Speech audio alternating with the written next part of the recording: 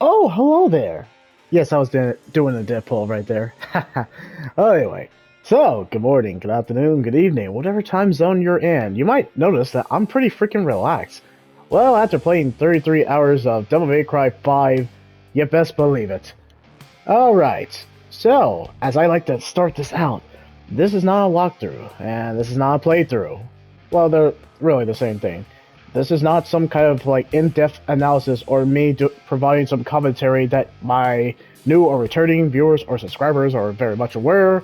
If you have been pretty much with me from the beginning when I started my YouTube channel, this is a verdict video. Why am I doing a verdict video? Like, hey, yo, there's more content to unlock. You haven't finished Bloody Palace for DMC 5, the special edition, yet.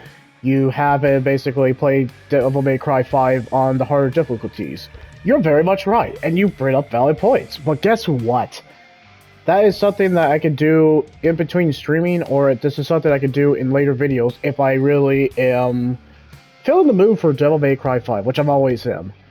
But I felt like just because January 16 could, it could come anytime soon, and we're almost at January, so just the fact that we're getting close to January and January 16 could just will be upon us like very fast. I figured this is a good time to do a verdict video because after doing 33 hours as I looked at my PS5 console of how many hours I actually spent in Devil May Cry 5, 33 hours is enough to give an actual verdict in-depth analysis, and pretty much it's a verdict video.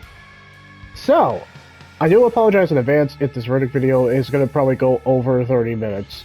Why? Because it's Devil May Cry 5, and I know absolutely what I want to give it. Now, in my score ranking of this game, it might seem a little biased, but this is basically my personal bias, my personal score. So don't get offended if you thought the game sucked ass. If you think Devil May Cry 5 sucked ass, I don't know what to tell you. If you don't like Devil May Cry, then don't play the Devil May Cry series. Otherwise, you would not watch these videos. Or never played this game. But if you are a fan of Devil May Cry, oh gosh, you are in a treat for this one. That's all I can say. Alright, so enough rambling and pretty much going into some tangents. What did I give this out of 10, as I love to do? 10 out of 10. Yeah, easily 10 out of 10. And I'll explain why. Like my previous verdict videos, I've been making notes of what I particularly enjoyed the crap out of this game. And, of course, in my 10 out of 10 ranking, no 10 out of 10 ranking unless the game just is absolutely legendary and just has no flaws. But no, a 10 out of 10 does not mean that the game is necessarily perfect in every aspect of the way. There are some games I have considered a 10 out of 10 and they were perfect in every... they're flawless. No flaws at all. But 10 out of 10 just means this game just had such an impact. Just had an impact on me, was just too much fun. Such a masterpiece that even if there was like a few flaws, it was still considered a masterpiece to me, or it just did something so different that other games will try to replicate, or I hope games going forward does this kind of thing to earn its 10 out of 10. But for now, yeah, Devil May Cry 5 has earned a 10 out of 10. I'll explain why. Alright, let's focus on the negative, as I do for all my verdict videos, and I won't promise, I'll try to keep this a short video, like under 30 minutes. But I'm sorry, I probably won't. As you probably watched my medium, the medium verdict video, you knew that I did not go over, I went over 30 minutes. For good reason, I love the medium. Anyway, so the negative on Devil May Cry 5, and I couldn't find a lot of negative. I found one. Now, okay, so if you're a fan of Lady and Trish, this is kind of a spoiler alert. They really get barely any screen time. They do, but you could say they get less than 30 minutes or, give or take, like 5 to 30 minutes of screen time.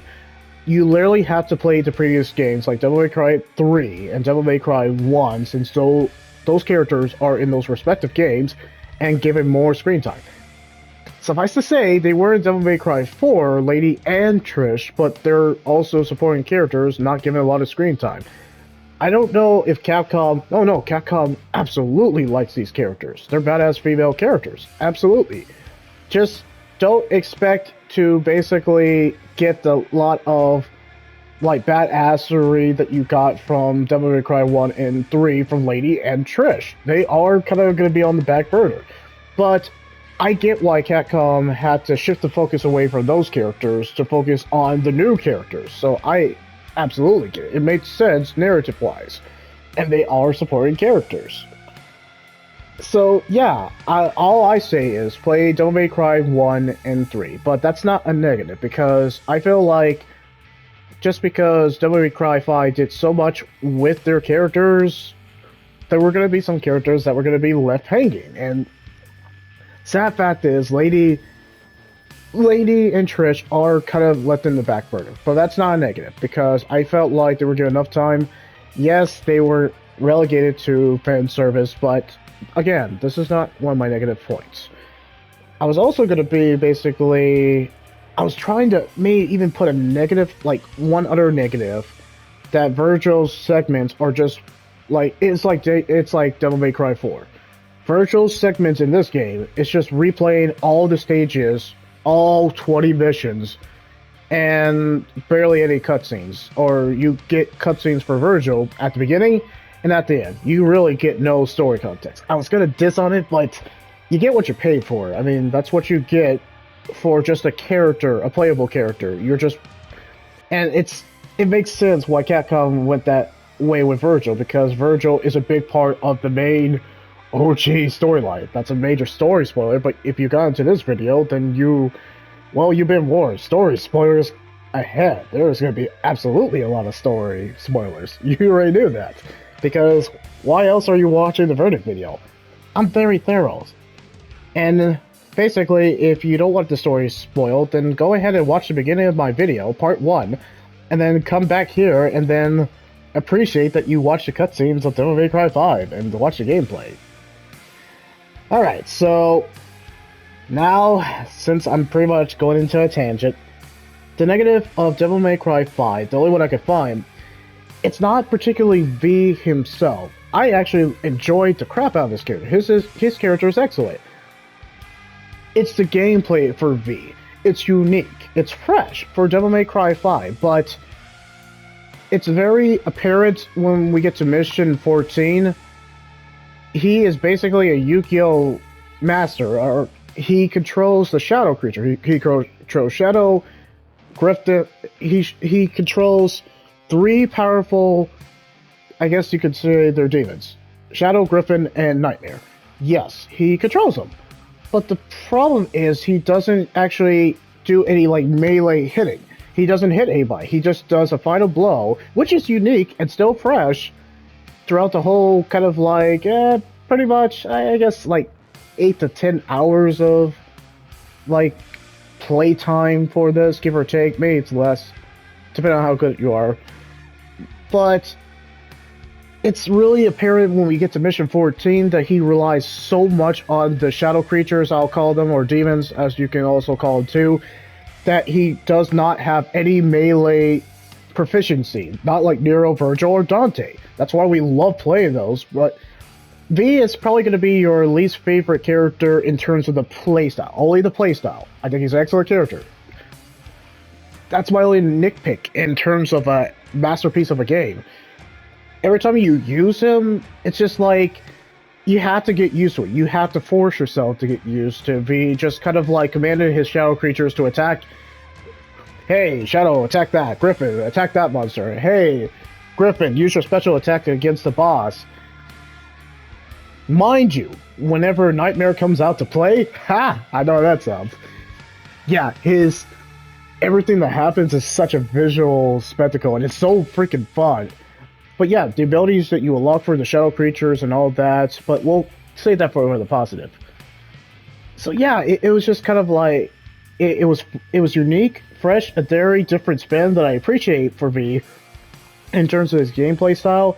I just didn't like that we didn't physically, do like a assist character and hit the enemies or bosses like multiple times. It just sucked. It really sucked that we couldn't actually be an active participant. We were more of an active observer for V. I think that's the best way to describe it. It was kind of like after playing a lot of Devil May Cry's back in the past, I'm just not used to kind of like a mage character just commanding shout. Yeah, he's a mage character.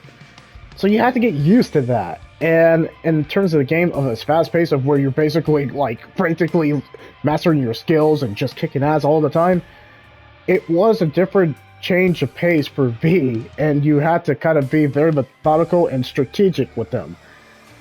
So it's not like it's not bad.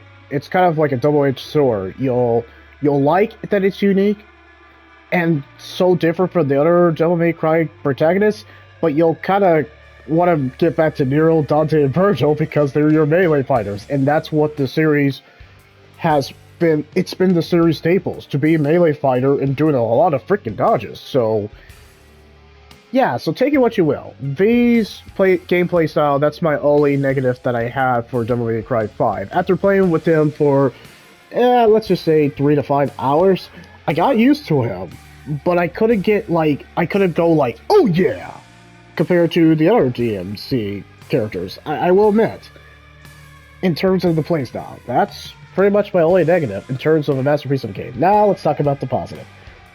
I think I did pretty well. I know I went into a tangent in terms of the negative, but hey, you know what you signed up for when you watch my videos. Anyway, now the positive. Oh, the story is awesome. The story is awesome. The end. Alright, go play the game. No, I'm serious, go play the game. Alright, so for the people who actually play the game, I'll tell you why the story is great. The story builds up all the lore, and it pretty much respectively gives us all the really solid, awesome moments that you expect from Devil May Cry series. And also it respects the series history. I'll show you. Because of the gallery, obviously.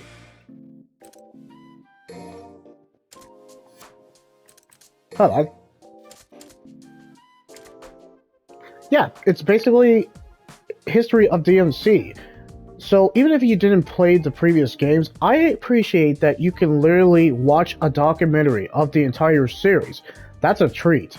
But in terms of the first positive, its story is impressive. It is absolutely satisfying. It's crowd pleasing.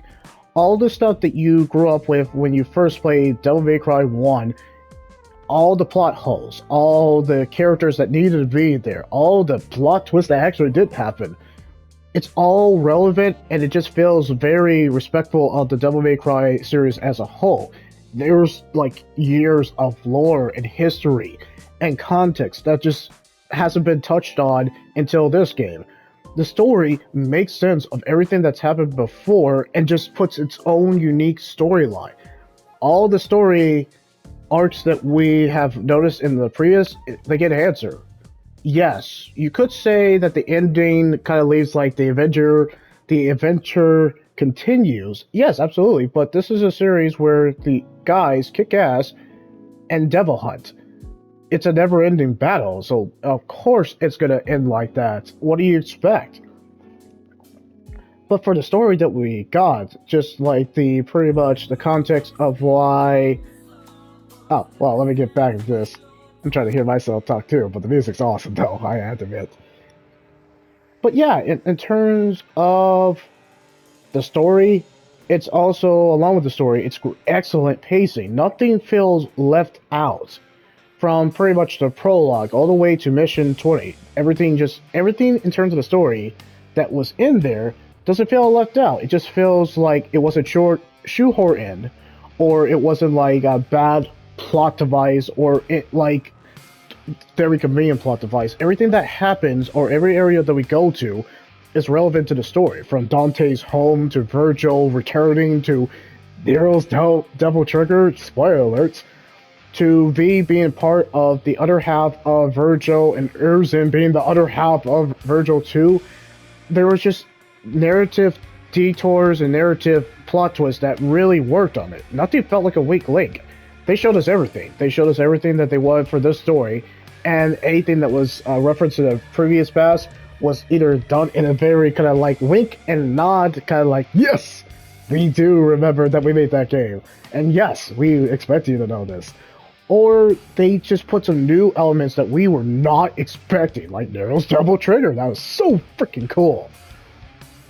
But yeah, in terms of the story, it just never let up too. Even with all the absurdity too, the story took a mature and respectable look into the series too. I like that it basically wasn't just all absurdity, but it definitely, yeah. I mean, absurdity has always been in Devil May Cry's pretty much DNA since the first game. So I love that they kept the absurdity and stuck to the roots, but also they took a mature tale too. It just felt like all the characters were leaving a legacy, quote the song name, legacy, and they were just building a new generation. There was solid character development. Well, that's another positive. We'll move on to that. But the story, yeah, it was a very engrossing, impressive, very fleshed out, satisfying story, full of absurdity that we know and love for Devil May Cry.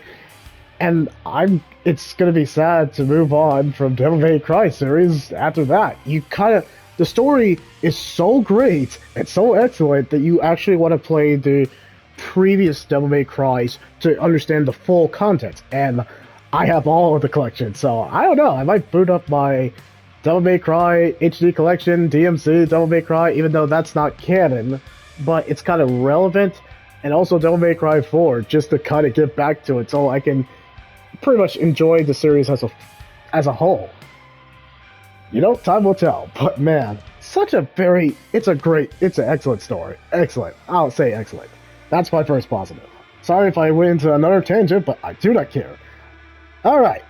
Besides Lady and Trish, but they already had their character arcs prior, so I won't even diss them for this. I won't even diss this game for it. It's excellent characters with excellent voice acting. So from pretty much V's voice actor to Johnny Yon Bosch to Ruben Lagden for Dante, that never skips a beat, and he's awesome. To Dan, I forgot his last name for Virgil, to Wendy Lee as Trish, and pretty much the list goes on. Also, the guy who passed away for Griffin, he did a solid job too. Sad that he's passed away. He will be missed. He was one of the best parts of this game too. And I know he passed away in 2021, but you know what? Just to make sure I get that right and to respect the guy, because he gave his all, and you could tell he didn't ham it up. The guy who played Griffin, and he even got man, it's sad because like Billy Kametz, I know I butchered it, but like Billy, who passed away also recently too, there was just potential for him to be really great, and it kind of sucks. It really does suck that we lost a guy who actually basically looked like he had more to give. Yeah, his name was Brad Vendible. Don't quote me on that, but yeah, he passed away in January 7th of 2021 because of a heart attack. And that's sad, because there was definitely potential, like Billy.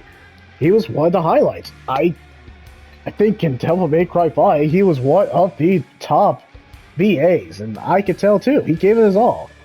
But Johnny Yon Bosch and Ruben Lagden and Dan for Virgil, they all put in their pretty much and yes, I will say it, S tier, no pun intended, S tier voice acting. They put it all in there, and you can tell they're having a ball with it. But it helps that basically the guy who plays Morrison is pretty much no slouch. I think he actually, for all the screen time they get, yeah, I think his VA is perfect too.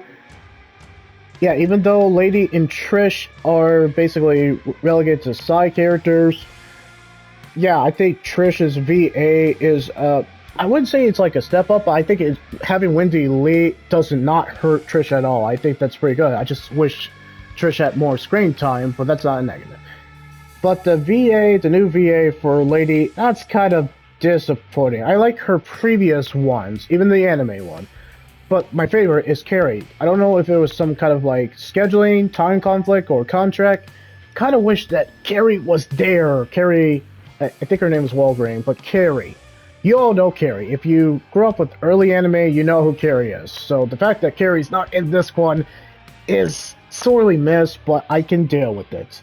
I think she was one of the weakest link, but not like bad. Carrie is Lady. I just don't see anyone else playing Lady besides Carrie. That's all I gotta say. But in terms of the VA2, the villains are voiced extremely well. But also in terms of the VA2, all the characters are given solid arcs besides, I'm gonna exclude Lady and Trish because of their respective arcs in previous games. So mind you, but yeah, Nero went from basically baby Chad to super Chad in this game. He gets such emotional vulnerability and a step up to be more of a badass that he was already established in 4. He's just more of a super Chad in this one, and it worked. I'm glad that Capcom took the time to invest in Nero to be a main central protagonist. He works. He absolutely works in this game. He's at his peak in this game, and if they do like a soft reboot, or let's just say another Devil May Cry in the future, yeah, I look forward to Nero as the central protagonist. He's just so good at it. I just like him as a protagonist. I think they did a whole lot with Nero than I was expecting to. In Devil May Cry 4, I just felt like he was still badass, but he was kind of like still generic. Like he was kind of like not one note, but there was not a lot we could do with him at the time. Maybe it was limited because of the courage gen, or they couldn't do a lot with him. There was just not a lot. Now, Devil May Cry 5, they just expanded him with his relation, Virgil being his dad, and Dante being his uncle. They just did his character development in the best way possible. And then, also, Nero Devil Trigger is so freaking cool. So yeah, he has solid character development. Everything we got to learn about V in terms of his origins is pretty much the plot twist of V being the other half of Virgil was so freaking dripping with lore and so interesting. I didn't think they would go that route. But I love that we did that. To Eva, for that short flashback, played expertly by Wendy Lee, as always, was not wasted too. I like that even though she was a flashback, we got to learn everything we needed to know about Eva in that short flashback. Perfect. Dante is always a crowd pleaser, and there's nothing you need to change about him. Dante is certified badass and legendary, and there's nothing you need to do about him. But I like the emotional vulnerability he got too, and he just got fleshed out. This is a guy who's seen things, who has experience, and it shows. And he's having a ball with it too. Played expertly by Ruben. He's gonna be sorely missed if they don't do Dante anymore. And they gave him a fitting conclusion too.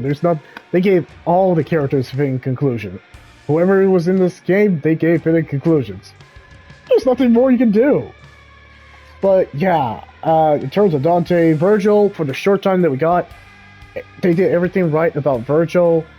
Even with his DLC too, from the beginning and ending, it gave us a little more insight. But yeah, the OG May campaign, the OG Vanilla May campaign, they did not waste Virgil's character arc too. I felt like we learned a very significant amount about Virgil that we haven't got since Devil May Cry 3.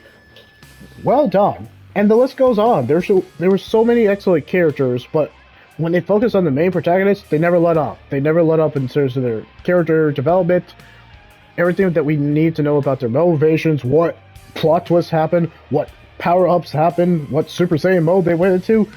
It just made sense, and it was earned. Everything felt earned for these characters. That's what I liked about it. It just went to a natural conclusion, because they already had previous games besides V. This is V's only game, but there was previous games that expanded their development to be who they are at this moment. And that is all I'm going to say. Excellent characters. And they are bolstered by a solid cast.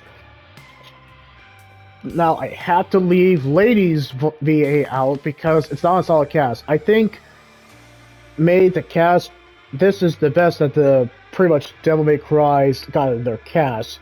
And then I think we'll say Devil May Cry 3. I think they had an absolutely perfect cast. I watched cutscenes of it. Yeah, they have a perfect cast in Devil May Cry 3. I will admit that. Now, moving on to the next positive. Alright, so even though V's gameplay is a double-edged sword, that does not knock it down for the fantastic gameplay that we got for Devil May Cry 5.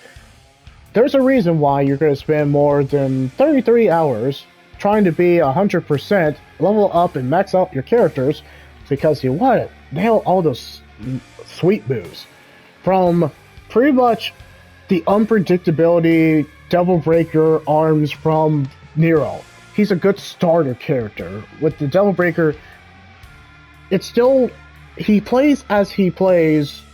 He plays pretty much similar to his Devil May Cry 4, and you have fun with that, but it's just more crazy. It's more unpredictable because of the Devil Breakers. You literally have Mega Man's Mega Buster as one of your assortment arms, and assortment of arms. And aside from that, you just have the coolest freaking robotic arms that has come to man. No, I'm sorry. The coolest robotic arms in this game, I meant to say. Sorry. I feel like I'm talking a lot, but it's kind of necessary for this game because, 10 out of 10. Alright, so it's been 26 minutes, so I'll see if I can wrap it up under 30. Possibly not. So by side, I'll describe each gameplay. Nero's unpredictability, robotic Devil Breaker arms, it's one of the highlights of that. Plus, revving up his sword is always fun. It was pretty much Devil May Cry 4. Pretty much, Nero is a souped up Super Chad of his Devil May Cry 4, but he's more badass. Revving up his sword has never felt so satisfying with the haptic feedback, even though it's not really needed with the haptic feedback. It's so satisfying.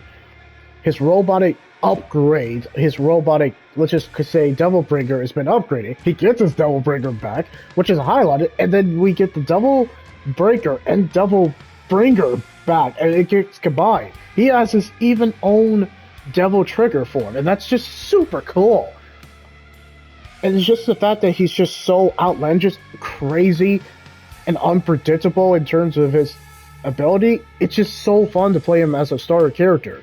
In fact, when I was ranking all the gameplay characters, Nero was my third, and I will tell you why as I'm explaining the other characters too. But just the fact that he's basically cocky all the time, and it just works for his personality. His playstyle is very Nero, and it fits, and it's fun, and it's just so,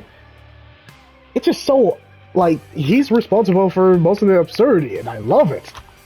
Well, besides Dante, but yeah, dude, he is fun to play. He's a great starter character. Simple, but not too simple like some Devil May Cry 4. It's just so, it's upgraded in the best way. This is the ideal way to play Nero. So when I go play Devil May Cry 4, I'm probably going to be revving up and be like, oh, no Devil Breaker. I was like, oh, no Devil Breaker.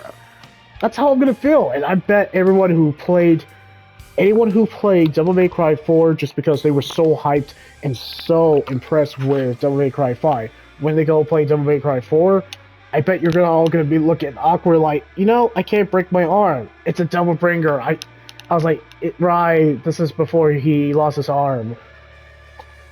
So yeah, it sucks because you're so used to his Devil Breaker. This is my preferred way to play Nero in general. I'm not gonna be used to going back to his Devil May Cry 4 for just reliving the series. I'm not. And I bet a lot of people won't be either.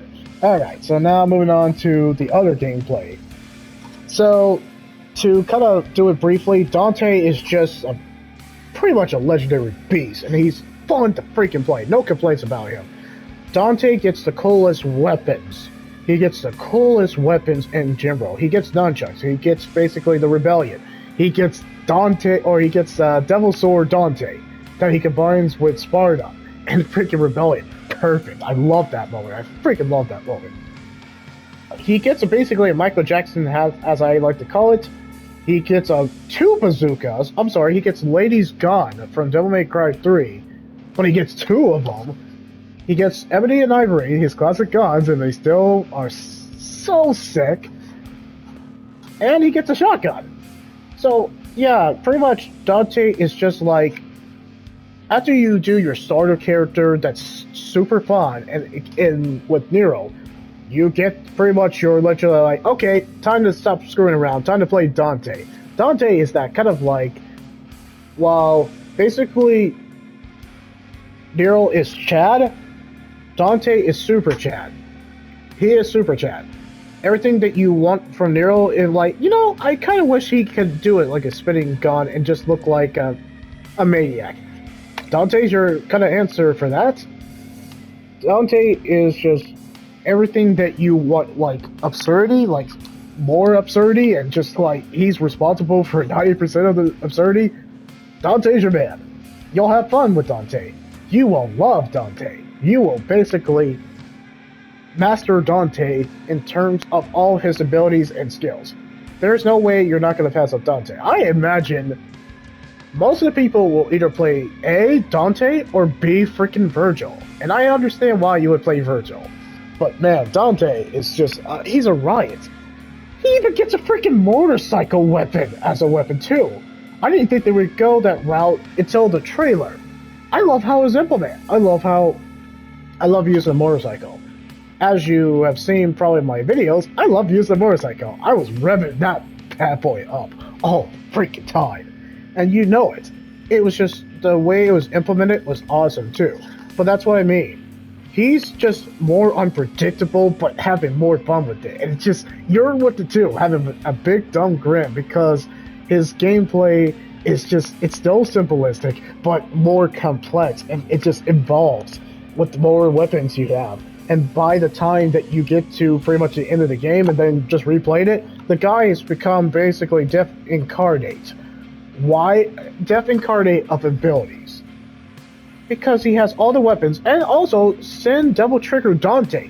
He's basically souped up. Yeah, game over, you're done. He can teleport with that too, and perform pretty much lasting damage. Even when I was fighting Virgil, when I was using Virgil to fight Dante, it was Dante, because the guy literally went Super Saiyan too many times. Dante was almost my favorite character to play, because of the assortment of weapons, craziness, everything that just really worked for him. He is Devil May Cry's DNA, and they know they struck out when Dante came around. But he was not my favorite DMC character to play. In terms of the fantastic gameplay, it's Virgil. Virgil is my go-to guy, and he will be my go-to guy in this game, period. Yeah, there's a reason why the special edition includes Virgil. It's not the fact that basically he is the event. He's the legendary Chad, and you guys might say Dante's the legendary Chad. Understandable, and that's rightfully so. You can't go wrong with picking Dante or Virgil. Or Nero might it be. But Virgil is a whole new, he's a whole another level. He's another type of level. He is legendary Chad. There's a reason why there is Bury the Light memes of him, and I guarantee you, pretty much YouTube Bury the Light, and I guarantee you'll see a lot of GMV, or game music video, of Virgil just being a total badass. So, his gameplay is affecting time and space, there's that. He can do Sword Strike like an absolute Chad with the Samurai ability. Not only that, he also has Dante's abilities with basically the Rebellion, but his version of it. Also has he has kind of like not kung fu, but he has like martial arts that he can just really wail onto, like Dante. I don't know what that weapon's called, but he has that ability to just pummel you too, just like Dante, and it's also satisfying. And the fact that he can literally not be touched, compared to the other characters where they can dodge, the guy can just teleport all the freaking time. It might seem annoying, but it's pretty badass in his respective boss fight when you use Dante to fight him, or when you're pretty much all the moves that you saw from Virgil's boss fight, you get to perform. That kind of like cutting the screen and going into like cutting a bunch of strikes and then freezing time, and then just like he pretty much shoots the sword is pretty freaking satisfying. I want to nail that. I want to nail that move. And luckily, I own this game on the PS4 version, so even if we lose this on the PS5 version, I still got the PS4, so I have time to pretty much master that move. Virgil is an absolute blast to play as. And I'll kind of like combine this with the fantastic gameplay, positive aspect. His DLC is freaking great. By itself, I will say it's a 9 out of 10 because I would knock it because of the same environments and you're fighting the same bosses. Nothing's changed. And there's no story, but it's not complete. That's not a complaint. It's just replaying the same stages over and over and over again. That might seem a little, I don't know, daunting, but it's an absolute place to play. It's absolutely fun, and it's a blast to play as Virgil all the time. It's the fact that you get to play as Virgil and you get to play how he plays as his own boss battle. It just works extremely well, and that's why I give it a 9 10 because of Virgil. It's literally his gameplay. It's a gameplay masterpiece to play as Virgil, and he's my favorite Devil May Cry character to play as. It was Dante at a point, and it was always Dante. But after playing Virgil, Virgil is my go-to guy. Period. You can't convince me otherwise, and you can't tell me that he hasn't earned your respect too. There's a reason why there's so many memes about Virgil after this game. So much. Alright, so along with the fantastic gameplay, the other positive was the stunning graphics. Yeah, basically this is where your 4K and your PS5 is definitely going to be utilized in the best way possible. This game can go up to 120 FPS. I do not kid you not. And that's actually impressive in itself. The graphics are very top notch. This is very Devil May Cry at its peak in terms of the graphics. I thought Devil May Cry 4 was where they peaked in terms of the graphics. Oh, hell, I was wrong. They could step it up, very much so. When you look at Devil May Cry 1, since they're not going to remake it, they'll just do an HD collection, and then compare it to Devil May Cry 5, you can see this as night and day. The facial models, the textual fixtures, the lighting, pretty much the frame rate is also a plus 120 FPS. That's amazing. If your TV can support that. And if your TV can support that, bravo on you. Bravo on you, whoever you are. But yeah, the graphics are just really well done. For the character models to the environments, especially the environments, it is definitely utilizing the PS5 hardware or PS4 hardware. It's not a slouch in terms of the graphics on the PS4 hardware too. I just felt like the ideal way is to play the PS5 because of the 120 FPS, but the graphics are really well done. It really shows in the character models, or when they get to the CGI trailer, it shows too, to pretty much the environments, to the architecture, to the lighting. Nothing's disappointing in terms of this. This is technical fidelity in terms of Devil May Cry. I've seen better graphics, mind you, absolutely. But Devil May Cry 5's graphics are pretty much up there.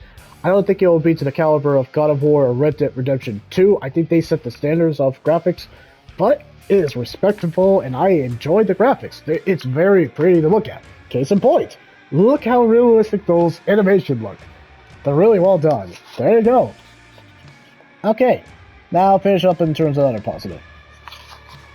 So the extra content that we get in terms of the special edition, this could be there for the pretty much the, well, let me say, this can be like the PS4 or PS5. This applies to both. The extra content that we get is freaking great in the special edition.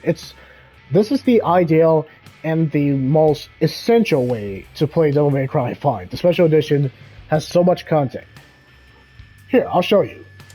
Real quickly. Legendary Dark Knight. I heard that this has more enemies that you can be thrown at. There are so many enemies in Legendary Dark Knight. I'll probably do a video of Legendary Dark Knight. I don't think I have basically the special edition on Devil May Cry or the PS4 version. But man, the PS5 version, it's so great of all the extra content you have. And yes, I will include Bloody Palace. The fact that you basically can have Bloody Palace after you finish the main campaign, or just finish the main campaign, is such a delight. It's the series DNA. Having Bloody Palace in any Devil May Cry is essential. So the fact that they threw it in as a bonus mode, I love it. I love it. That's what I love. But it's not even disappointing with the gallery too. It is classic Capcom. You got your story cutscenes right freaking there, and also a documentary of the actual series. So if you want to catch up to the series, or just don't want to replay the old games, well, pretty much Capcom got you covered. They got this in Devil May Cry 5, the history of DMC. Smart move, and it doesn't even gloss over any important facts. They tell you all the essentials, so by the time you get to the Devil May Cry 5, you know who the characters are, and you are ready to go. And if you just basically love the graphic fidelity or love the story, well, Capcom did their classic thing and put all the cutscenes that they did for the previous Devil May Cry all in their basically settings or the gallery, so you can pretty much watch the story without having to play the game. I mean, that kind of defeats the purpose of Devil May Cry because pretty much, I guess,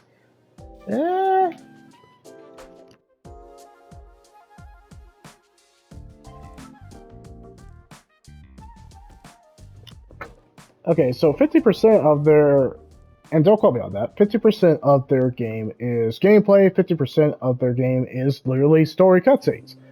So the fact that you don't have to play the game and could just watch this as a movie is, you can do that. And the game can actually rock with that. I respect it for doing that. So you literally can watch the entire game by cutscenes. I mean, that's a smart move in terms of Capcom. But along with that too, it has basically the DLC cutscenes as well, so that's a delight. There's also the concept art that it's not really needed, but the fact that they showed us the concept art of how they got the game to this perfection, that's a highlight too. Along with that, you get Nico's reports of a glossary of all the characters and what the characters are like, and basically you can go into each character and show pretty much what the characters have been going through. Nero getting his arm back, and then go into Devil Trigger Nero. It's pretty sick, I know. But the fact that you can get a character glossary, and also, I think this is also one of my personal favorites, that you can unlock after you beat the game, which is a highlight, and I wasn't expecting it too. All the enemies that you either fight or kill again, you get pictures of.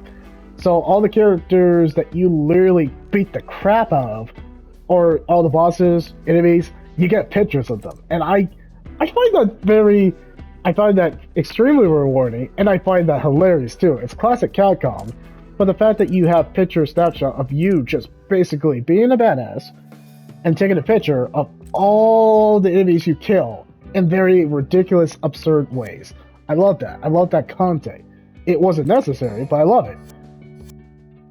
So along with that too, you do get some additional context too, like the letters from Morrison, and also a letter from Patty, or Nico narrating. Oh yeah, did I mention another, in terms of the excellent voice acting, Nico is fan favorite, and you cannot convince me otherwise. Yeah, I forgot to mention, Nico is also given, for the short supporting character time and new character she is given some solid character development too. Excellent voice acting. I hope the lady who plays Nico gets more work. That is all I'm saying. But yeah, back to this. Basically, pretty much, I also like that basically in their gallery too, they acknowledge characters who came from the Devil May Cry anime, which I like the Devil May Cry anime. I thought that was a great kind of like, it was still in the line and still canon in terms of, it is considered canon. I just like that pretty much Patty from Devil May Cry anime was acknowledged. I just like that she got a cameo. It's like the basically Capcom and the Devil May Cry developers literally really went from all the way to the beginning and included the anime too. I like that everything, not DMC Devil May Cry, but everything in the main series is freaking canon. And I like that Patty's there. Sure, she was a short cameo, but you literally can just watch Devil May Cry anime and then you pretty much understand the context of Patty, who she is, what was her motivation, why she know Dante. It might seem odd that Dante is getting a call from a girl named Patty, but watch Devil May Cry anime, and then you know who she is. They really did not leave any stone unturned in terms of the extra content, in terms of special edition. All I'm saying is, that is some solid extra, pretty much, it's solid extra bonus content, and Capcom really did their homework and pleased their fans with all the, pretty much, lore and history and everything that you want for this. Even another bonus, since you love Devil Trigger or basically Bury the Light, you can literally pick the song and have it play. Let's just say Bloody Palace. You feel you love Devil Trigger that much, you're gonna have it play with your favorite character. So I have Devils Never Cry playing with Dante every freaking time that I take him into the story campaign or Bloody Palace. I just like that Capcom gave us that feature. That's also what a positive in terms of the, well, yeah, the solid bonus content. There's just so much replayability because Capcom gave us a lot of stuff. I'm just impressed. I am absolutely impressed of how much content there is in the special edition. And even without the special edition, there's just so much replayability and so much bonus content. Even when you complete the hardest difficulty, you really want to play the harder difficulties because it's just so expansive. There's just so much to do in Devil May Cry 5 for a hack and slash. Yeah. Capcom really doubled down in terms of Devil May Cry 5. Alright, how much minutes on that? Well, about 46 minutes. Well, I kind of knew that this was going to be a long one, but this game I gave a 10 out of 10 as a masterpiece, so what do you expect? Alright, so to hurry this up, this is another positive, but we'll keep this short. Balanced difficulty. So that means if you want your amount of challenge, and I'll go back to it, if you want your amount of challenge, if you want this amount of challenge, I'll show you. So, you got Human, Devil Hunter, Son of Sparta, Legendary, Dark Knight. And if you want that, oh boy, better believe it, you'll get your amount of challenge. Yeah, like I said, the Legendary Dark Knight mode, just the fact that basically there's so many enemies thrown at you, I welcome the challenge. But even when you play as Human, or basically the normal level, or Son of Sparta, there's a balance. By the time that you get to mission 20, you have literally become very, very OP by that point. But there's not, when an enemy kills you, it doesn't feel unfair because you kind of screwed up with the dodge or all that. It just feels like the game gives you an amount of challenge, but they also make it fair. That's why I appreciate Devil May Cry. The more you play the game, the better you definitely get. It's a great balance in the difficulty and the enemies you fight. The enemies in this one will test your patience, and they will challenge you.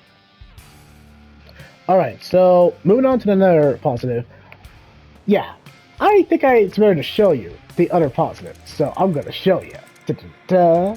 Go into the gallery. Alright, so obviously my favorite song, and this is a preview, so I'm gonna of course play it.